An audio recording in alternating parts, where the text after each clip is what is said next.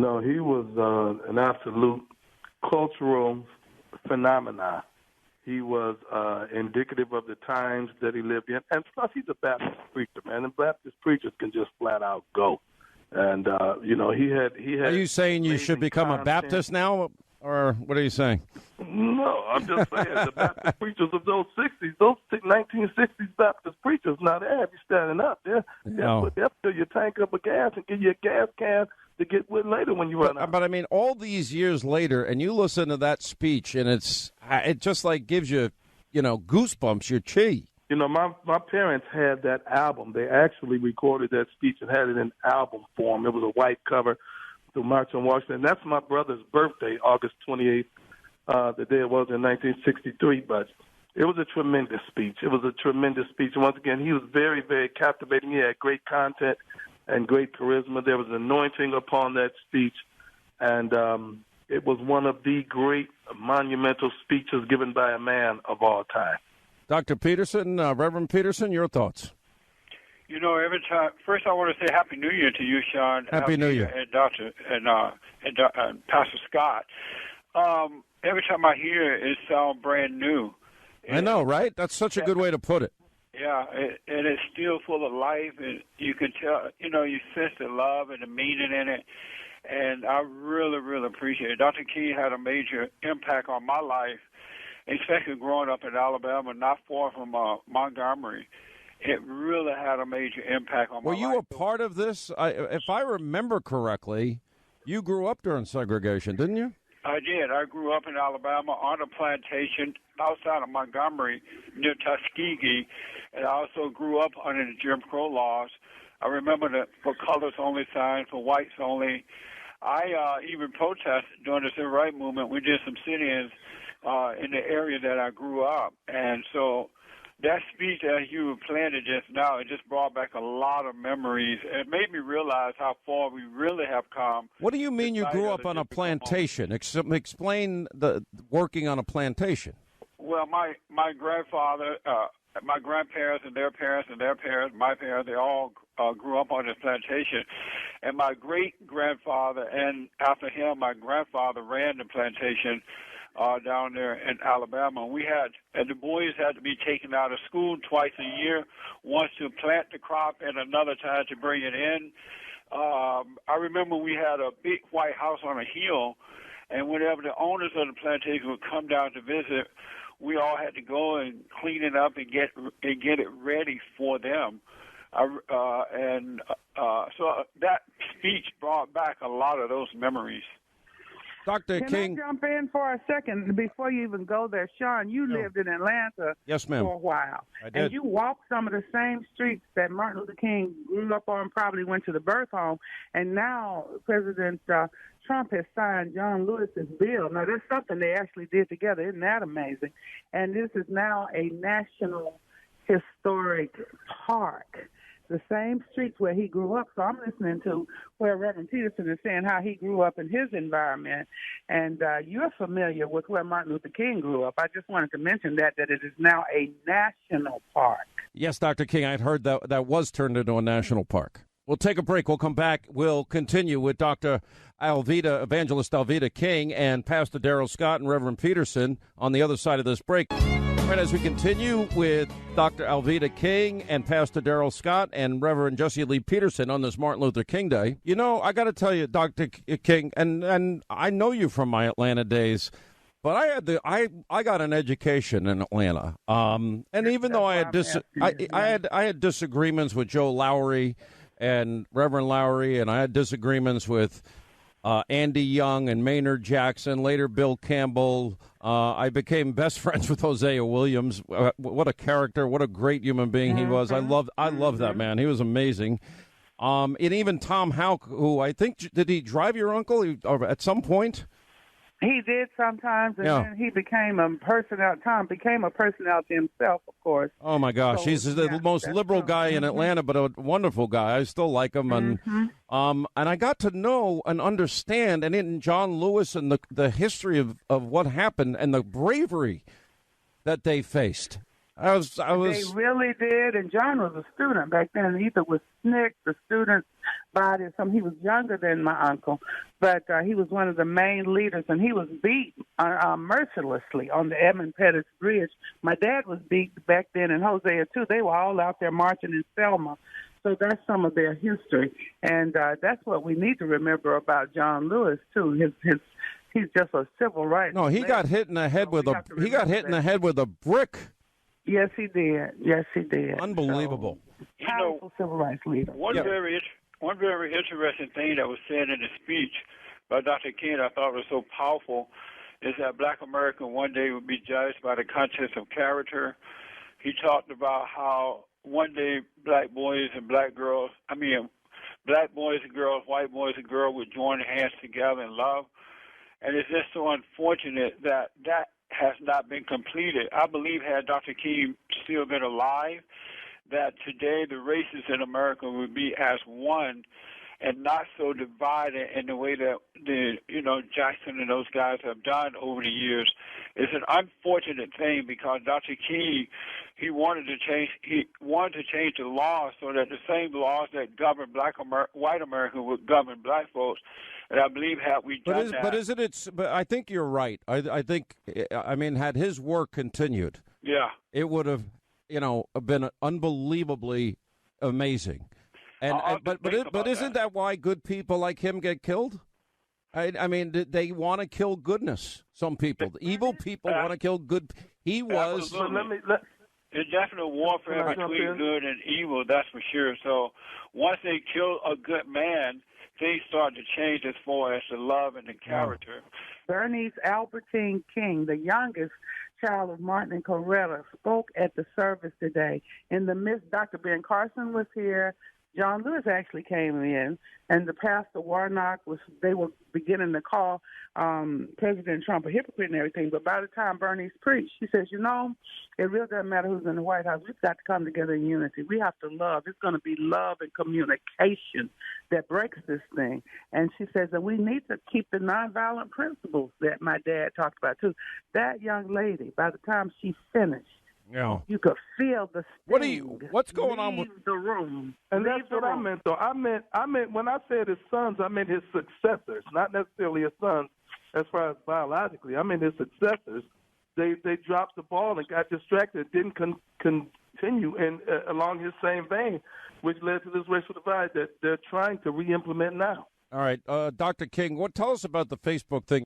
Now, thank you for the opportunity. There's a wonderful movie coming out called Roe v. Wade. John Voight is one of the big actors in it. I'm going to do a cameo as the mother of Mildred Jefferson, and I'm an executive producer. But the team was advertising the picture on Facebook, and Facebook took it down. Even the paid advertisement, they have blocked the ad. Serious? Because the movie is so powerful. The naysayers don't want that message out, so Facebook took the ads down. Between that and a Twitter story today, apparently Twitter people going through people's personal, private, direct messages and getting a thrill out of looking at people's, private text messages. This is a huge scandal, and later on we'll have James O'Keefe, who did the undercover video on it. Dr. King, we always love having you. God bless you and your family. Pastor Scott, you are one of the people that's advancing it, as well as Reverend Peterson. And we thank you for joining us on this Dr. Martin Luther King Jr. Day. We appreciate it. When we come back, James O'Keefe, Project Veritas. Twitter's privacy policy states, quote, "We receive information when you view content on or otherwise interact with our services, even if you have not created an account," unquote. It is creepy Big Brother. Like creepy Big Brother. It's like a level of like it. I don't want to say freaks me out, but it disturbs me. We can actually read your DMs. So all your sex messages and your pics are on my server now. No. Yeah. All your illegitimate wives and all the girls you've been around with, you're on my server now. Oh my god. I'm gonna send it to your wife, and she's gonna use it in your divorce. So if I send someone a direct message, y'all are gonna look at it to analyze it? A machine's gonna look at it. It is creepy Big Brother. Like creepy Big Brother. I mean, it's like a level of like it. I don't want to say freaks me out, but it disturbs me. I've seen way more than I've ever wanted to see in my life. On what? DM messages? DMs, tweets, yes. Lots of There's teams dedicated to us. I mean, we're talking at least 300 or 400 people. Yes, they're paid to look at. We have information from people, like, if you go to Twitter for the first time, we have information about you. Okay. Because, like, we actually bought a company because of this, like, Ads Network. So, like, when you visit, like, we serve ads for other companies in other people's sites. Okay. So when you go and you see that ad, we get the information that you're this person seeing this ad at this moment, at this location, on this website. Okay. So we already have a lot of information about you. Oh, wow. Yeah. That's scary. Yeah. Like, I mean, what if that fell into the wrong hands? How would you protect people from that? You don't. You don't? There is no way. Indeed, Twitter's privacy policy states, quote, "We receive information when you view content on or otherwise interact with our services, even if you have not created an account," unquote. It is creepy Big Brother. Like creepy Big Brother. I mean, it's like a level of like it. I don't want to say freaks me out, but it disturbs me. All right, news roundup and information overload hour. That, of course, James O'Keefe and his latest blockbuster undercover video. We will air it, and James O'Keefe will join us tonight on Hannity on the Fox News Channel. He's here in studio. Well, why are you wearing a tie to a radio studio? What is up with that? His brand new book is out today, American Pravda, My Fight for Truth in the Era of Fake News. We've known each other for how many years now? A long time. 9 years. And in all that time, you have been under fire. Constantly. And it's the questions come in, and it's pretty predictable. He edits the tapes. It's not real. It's not this. It's not that.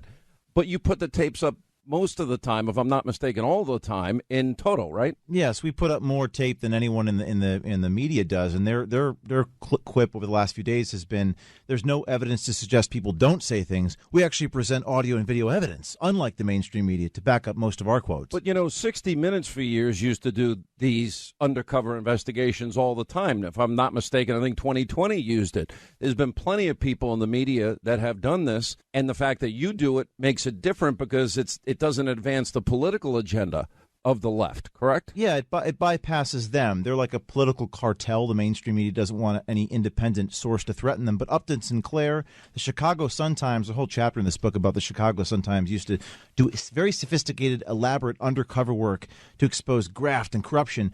And Mike Wallace in the 80s said, you know what, I'm not doing it anymore. And I think it had to do with liability and the laws of just getting sued. And a lot of these big corporations don't take the risks that independent citizens do, so they feel threatened by people like me. But the interesting thing is the one time, I can only think of the one instance, and it wasn't that long ago, where I guess the Washington Post identified you as you were doing one of your sting operations. That was heaven for the media. Yeah. They thought they struck gold, and they thought they had the main vein of a mine. They thought they could take us down. There's been a couple times in my career, Sean, where I was arrested, I was falsely accused, I was maligned. But they need to understand how undercover work works. You use an alias to gain someone's trust because we believe that a lot of these bad people are not going to tell the truth about what they're doing. And if we just sort of relay to the people what they're saying, we're not telling the truth to our audience. So we need to use deception only as a means to gain access to people so that we can tell the truth. This is what muckrakers used to do. They won Pulitzers for doing things like in the 70s. They were undercover to expose voter fraud, Medicaid fraud, things that are unthinkable today they used to do. So it's a renaissance of sorts. And well, let's go to this particular case. Let's start at the beginning of the series and bring us through to where we are today. Right.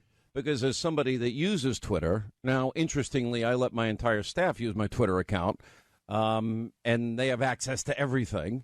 And but I guess people are using the private areas of Twitter known as direct messaging as a means of sending salacious material to other people they're meeting online, which is weird, but if they want to do it, that's up to them. But Twitter is taking it all. Yes. Walk us through the whole sting. Well, first, today's video, we just broke this, and it's going viral everywhere. It's the top of Drudge. It talks about how they're taking private, and I don't do this, but a lot of Americans send their girlfriends, send their significant others, these private photographs, and these engineers at Twitter are talking about storing them on a database. And they talk about all the pornographic images they enjoy looking at of your private data. Most people don't realize. Naked pictures they're sending. Naked pictures, private part pictures. An engineer at Twitter says we have hundreds of people employed to do nothing but look at these pics. 400, right? 400 engineers at Twitter. There's a few That's thousand. all they get paid to do? That's what he says on the tape. Yeah. He's bragging about how he looks at pictures of women spread eagle. And this is a sort of invasion of privacy. And people don't realize that when you go on these web messaging sites, that they can actually take your messages and share them with the government. He even says at one point in the tape, he says, we brag, I can give them to your other ex-girlfriends and wives. So Sean, we've done 3 videos. The first video, they take the president's private direct messages and they're willing to give them to DOJ. The second video, they're shadow banning or muting what you report from other people's timelines. And Twitter is the new town square.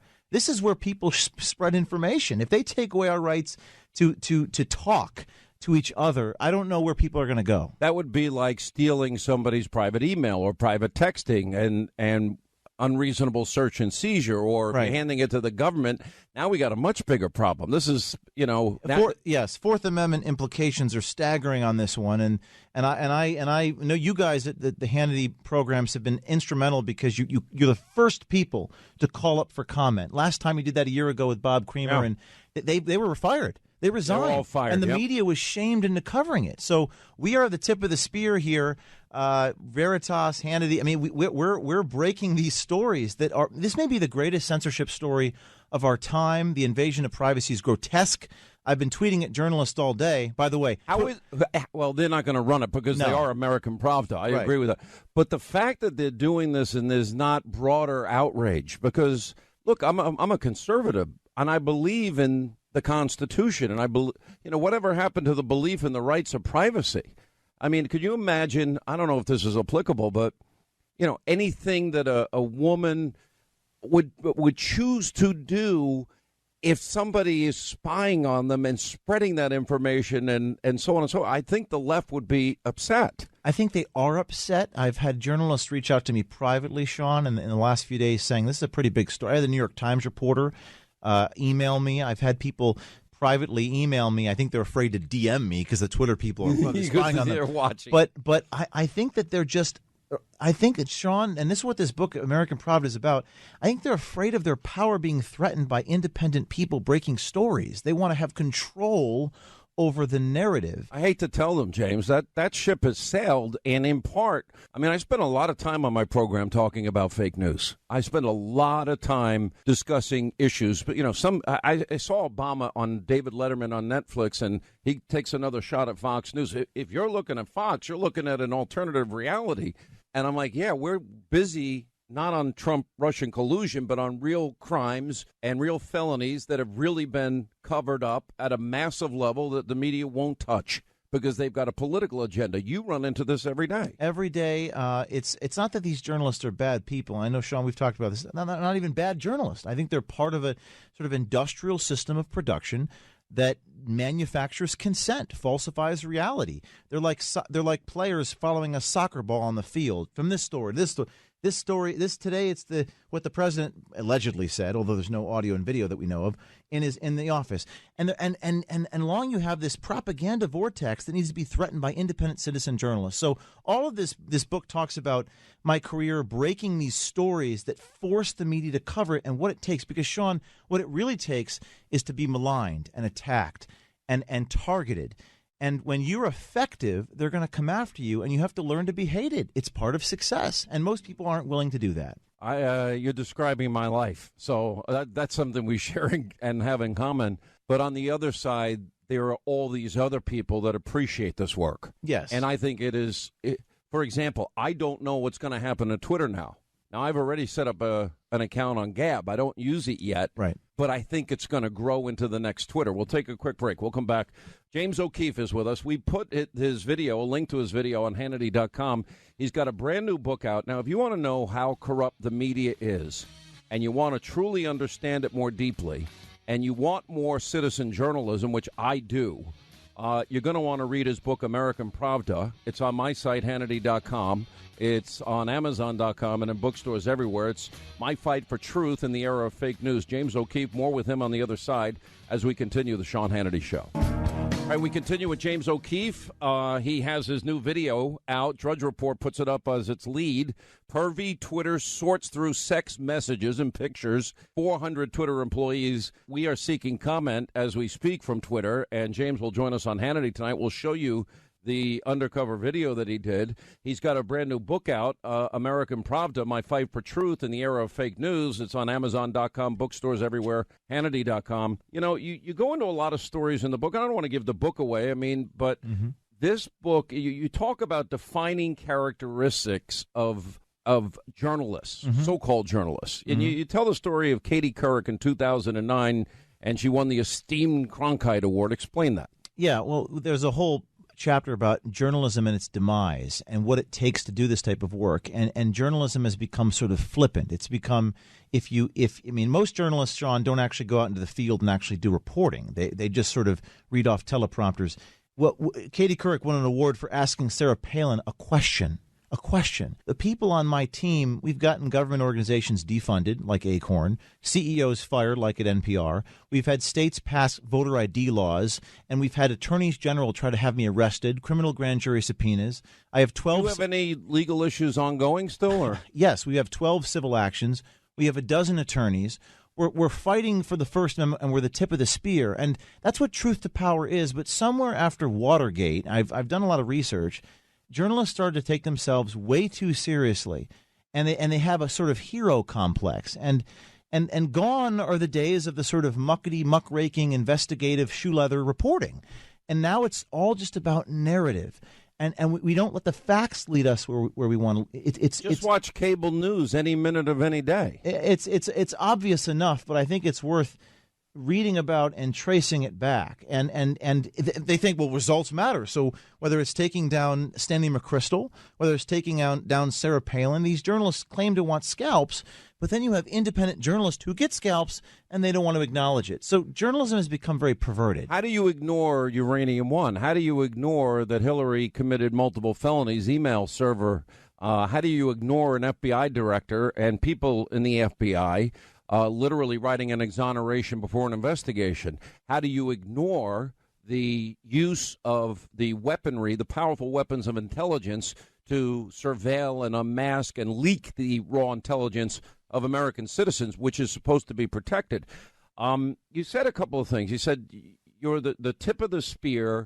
You said in the last segment how hated you are, and that's the criteria. That's what it takes. You care that much, and I have known you since you first came out when you were dressed as a pimp. Right. And it was pretty groundbreaking at the time, and you've kept going. You are hated. There's no doubt about it. And I understand it. I live that life in many ways as well. But it's so important to you. What drives you with this? Why do you want to keep going with this? Justice. Ever since I was in college, I was motivated. My teammates were motivated by justice. But it's Sean. They come after you, and it makes you wonder. It makes you think to yourself, why should I keep doing this if they keep maligning and attacking? And I think that the media still has a degree of power, Sean. I think we're not reached the tipping point yet where citizens have control over the narrative. And I think to be effective is to be hated. And to actually change the narrative, to be ignored, is to be respected. And I just think that the media has an unbelievable ability to shame and humiliate people. And I think that's what deters Republicans and conservatives from actually doing anything, because they're afraid of the humiliation they're going to face. And I think we have to say, you know what? That's a badge of honor. That's a sign of respect. I've been subpoenaed. I've had criminal grand jury subpoenas. I've had people I was on probation for 3 years. I was falsely accused. And one of my advisors said, James, that means you're doing something right. One of the first things I ever told you after you were dressed as a pimp in that case, which everybody remembers, and you just listed off all the times you have been successful. I remember I told you better get a bunch of attorneys on your side, and I remember telling you dot every I and cross every T. I don't think I was wrong. I remember that. All right, if you have a few minutes, stay with us. We'll continue. A few more minutes. James O'Keefe, he's got a new book out, American Pravda, My Fight for Truth in the Era of Fake News. 800-941-SEAN is our toll-free telephone number. You can get the book on Amazon.com, Hannity.com, bookstores everywhere. And his big, breakthrough today, undercover operation about Twitter hiring some 400 people, according to this guy, that they got on tape. Sending and sorting through private sex messages and pictures. To read your DMs. So all your sex messages and your pics are on my server now. No Yeah. All your illegitimate wives and all the girls you've been around with, they're on my server now. Oh my God. I'm gonna send it to your wife and she's gonna use it in your divorce. So if I send someone a direct message, y'all are gonna look at it to analyze it? A machine's gonna look at it. It is creepy, Big Brother. It's creepy, Big Brother. I mean, it's like a level of I don't want to say freaks me out, but it disturbs me. I've seen way more than I've ever wanted to see in my life. On the DM messages? DMs, tweets, yes. Lots of There's teams dedicated to us. I mean, we're talking on at least three or 400 people. Yes, they're paid to look at. So what happens is when you write stuff and when you post pictures online, they never go away. They're always on there. Because even after you send them, people are analyzing them, they're seeing what you're interested in, they're seeing what you're talking about, and they sell that data. They sell to who? Advertisers? Advertisers. Wait, you talking about just regular tweets or the DMs? Or both? Everything. Anything you post online.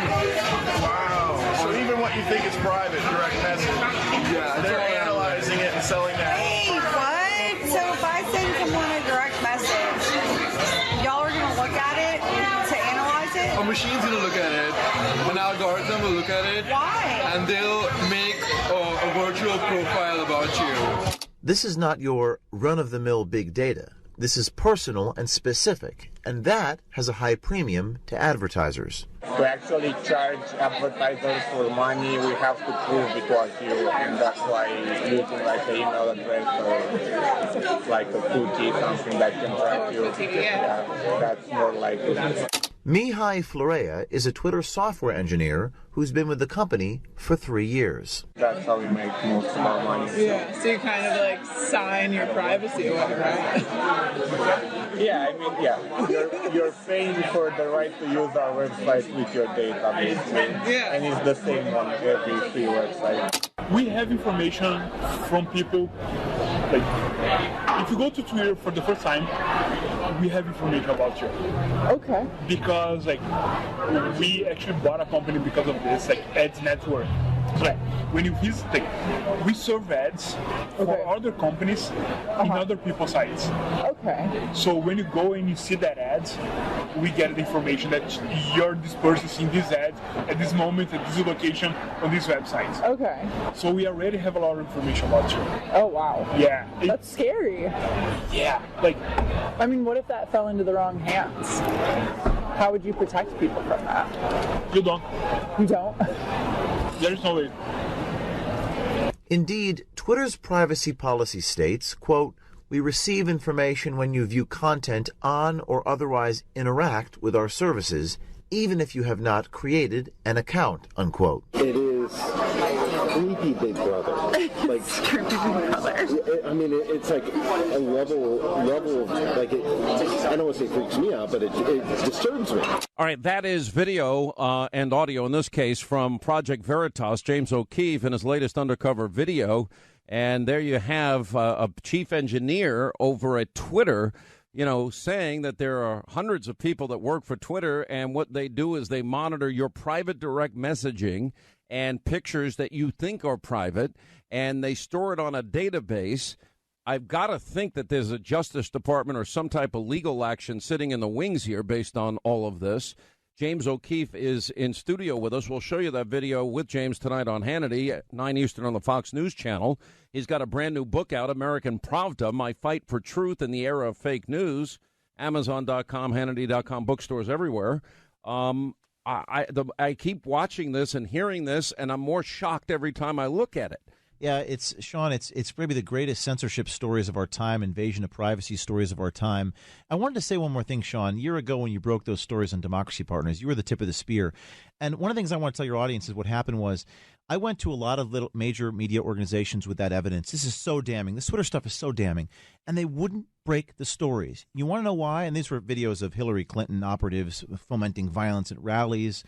They were all fired because they said, we're afraid to air these stories inside the Hillary campaign because if we do, Hillary might take away our broadcasting licenses. Did they really say that? They inferred it. Eventually, they told me after the election the truth. At the time, they insinuated it. And what the irony is, I'm a little rinky-dink nonprofit group with a ragtag team of committed, brave citizens, and we're breaking. By the way, they're in the other room. I got a couple in here. That's a really nice way to talk about people that work with you. We are ragtag. We're up and coming. We're George Stephanopoulos said upstarts. So, but the point is that why can't these major media companies do the work? Because they're afraid. They're afraid of the government. And in these Twitter videos, they're saying they're going to share these DMs with the government, and they're just flippant about it. So all these things are interrelated, Sean, and we have to do the work ourselves. The people listening to this program are going to have to do the independent, of course, make sure you do it legally, but we have to do it ourselves. You know, it's funny you say that, and I'm always tagged as not a journalist, and okay, I'm not right. I'm not an objective journalist. But there is something called an advocacy journalist, right, or an opinion journalist, right. You know, and a lot of times, under the banner of being a talk show host, sometimes I do my own reporting. For example, we've been reporting on Uranium One. Everybody else in the media ignores it. We've been reporting on the email server scandal. We were reporting on the collusion of Peter Strzok and James Comey. We've been doing reporting on who Robert Mueller put on his team to investigate Donald Trump. We have, and that means I make my own phone calls to my sources, to people at the DOJ, to people in the FBI, to people in the intelligence community. I talk to them all myself. I don't think your average so-called journalist spends a lot of time making those phone calls, and they're quick to criticize you. Okay, what part of, and if I'm on the left, right, what part of what you broke today would they not want to know? They think journalism is an identity, when in reality, journalism is an activity. Everyone's a journalist. If you do journalism, congratulations. If you catch someone on the street and you get a car accident on your phone, you're a journalist. But, Sean, their ability to manipulate language. I was detained at the border. There's a whole chapter in this book, American Prophet. I was detained at the border 10 times because I exposed border insecurity. I dressed up in Osama bin Laden mask. I remember that. And you crossed the border. And the sheriffs in Texas, the U.S. government's going to come after you big time. And did they? I mean, every time I crossed the border, they detained me. They asked me who I'm voting for. And because they said, what outlet do you work for? I said, I work for my own. They said, no. What outlet do you work for? They would never do that to an NBC News or CBS News reporter, but they can get away with it because of the language they employ about people like me and you. We are journalists. Everyone's a journalist. If you're doing journalism, you're a journalist. And this is the debate. It's really about the First Amendment and what protections we have as citizens. But that's what this is all about. And when you talk about American Pravda, there might be some young people in the audience that don't recognize or understand Pravda was the propaganda arm of the former Soviet Union. It was the Soviet Pravda. The difference between the Soviet Union's Pravda and the American media is many people in this country, when they look at MSNBC, CNN, they don't know they're being lied to. Alexander Solzhenitsyn, there's a whole chapter about this Gulag archipelago where they have these Potemkin villages. By the way, people need to listen to Alexander Solzhenitsyn and his really brutal takedown of the speech he gave at Harvard. Yeah, he said the media has more powerful than the executive, judicial branches of the U.S. government, but who is the media accountable to? And I know that we have a First Amendment, but there's more than rights. You have responsibilities in this country. And what responsibility does the media have to tell the truth? And by the way, Sean, I saw this Post movie with Ben Bradley and Tom Hanks.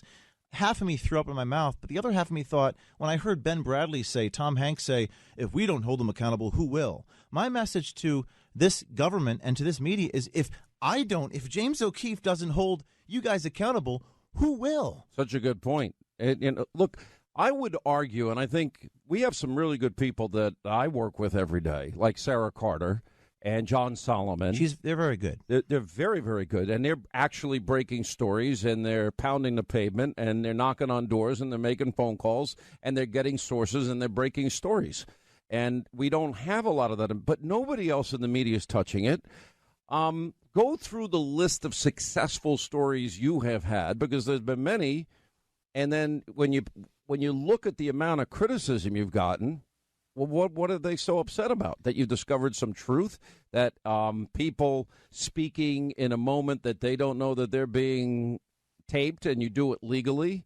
What, they're upset? They don't want to hear that part? They're not upset about the tactics. Not in the abstract, they're not. They're upset about the results and the fruits of the labor. We've taken down Acorn. President Obama signed a bill to defund Acorn, and both houses of Congress were democratically controlled. The CEO of NPR was fired. 6 states changed their voter ID laws and passed voter legislation because we showed that we can get offered anyone's ballot, even dead people's ballots. We've gotten Obamacare navigators fired. We've gotten Medicaid workers fired. We had hidden camera recordings inside CNN showing their producers saying the Russia story was a BS and a, quote, witch hunt. We actually got President Trump to talk about our videos in the presidential debates with Hillary Clinton. Bob Creamer and Scott Fulver were both fired. The Wisconsin Attorney General launched a criminal investigation. We've gotten a New York Times reporter let go. The New York Times changed their social media policy because we exposed bias. And, Sean, we're just getting started. And I will tell you one thing. They are going to try to put me in jail. They're going to try to falsely accuse me and sue me out of existence. But the more they come after us, the bigger our fan base becomes and the more irrelevant the media becomes, because people are looking for anybody to tell the truth. Let's talk about the growth of Project Veritas. I mean, now when you release a video, how viral do they go? I mean, well, this Twitter series is this the biggest ever? I think so. I think by implication. I mean, the view count might not be as big as that Democracy Partners one, but I think this is like one of those moments in history when it's so polarized that people on the internet are like, why aren't you talking about this? And everyone on these, like all your networks are on in the studio here, everyone just wants to ignore it. But the more they ignore it, the more irrelevant they become. Because if they're not going to talk about what people care about, well, what are people going to do? They're going to listen to you, Sean. That's what and watch the TV show. There's no doubt about it. But there's certainly an industry that is designed. There are people that tape every minute, every second of every day that I'm on the air. And the hope that I say one thing wrong, and then they could take that comment. Well, you're held to a higher standard, but that's our cross to bear. I mean, we're held to. So you're telling me to say, you're basically saying stop whining, Hannity. Is that what you're telling me? No, I think people need to be informed. But I'm saying it's unfair. It's very unfair, yes. And the unfairness of it all is they don't believe in freedom of speech or expression. They don't want other opinions out there, and it is an industry that is extraordinarily well-funded to silence voices they disagree with. By the way, and that if you don't like what James O'Keefe is doing at Project Veritas, you don't have to watch it. Well, they're investigating citizen journalists. There's an old motto in journalism. There's an old chapter in this book, American Proverb, about the history of investigative journalism. And they're supposed to afflict the comfortable, right? They're supposed to comfort the afflicted. What they're actually doing is comforting the powerful. No, it's propaganda. And afflicting the citizenry. They are an extension of all things liberal, all things left wing, and they're a bunch of sheep, and they're lazy. They're very lazy, and they're overpaid. Yeah, well, that's for sure. Some of these people's budgets, salaries are twice my organizational budget. Sean, we have some 50 people now. We're a professional shop, and I've learned that people that want to do this work, it's hard work. You have to be in love with being in the field and actually doing it, not just conceptually. It's also dangerous. Our guys are risking I don't want to say risking their lives, but risking their skins. I mean, reputationally, it's the hardest thing about this work, Sean, is that if you get burned, you will be disgraced and humiliated, or at least thought of that way, by the Huffington Post. And you have to endure that. And do you really care what the Huffington Post says? Because I don't think you do. I am acknowledging the fact that most people do care. It is a fact of reality. And, Churchill. I don't have that switch. Well, you're a special human being. I think Churchill said you have the courage to continue. Success is not final. Failure is not fatal. We just have to have the courage to not believe them and their characterizations about us. And, Sean, we have a great team. We have great lawyers. I'll tell you this on your air. You're the first to hear it. The California Attorney General is now doing a full audit on me. The New York Attorney General wants to take away our tax exempt status. And I'm not afraid, because the more they come after us, I'll make it public. I'll let that be known that they are coming after journalists. It's the same thing. They want to shut you down. That's all. And by the way, that's a sad condition. Indictment. Well, yeah. All right, what's next for you? What are you going to do? I guess you're on a book tour now, right? I'm on a book tour for like 2 weeks, and then I'm back breaking more stories. This Twitter story is a big one, Sean. I think your producers or your reporters, the calls you guys make are incredible because you get the comment. You got Twitter to comment last week. They said, we're not actually doing this. And then they said, this guy's just one guy. He doesn't stand for what we're saying. Well, now there's 9. James O'Keefe, I've said this from the beginning. I've always admired your courage. And I think that this is important work. And I think that people get to decide for themselves. Yes. And watch the videos. And if it's relevant to them, and, you would think that it should be. Thank you for stopping by. The book is called American Pravda, My Fight for Truth in the Era of Fake News. Basically, most news is fake. Hey.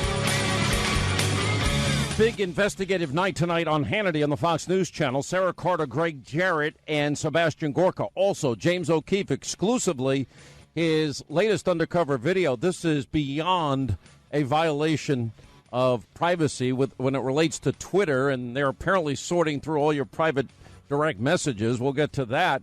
And James O'Keefe will join us. The great one, Mark Levin, tonight. Rare appearance, 9 Eastern. Hannity, hope you'll set your DVR.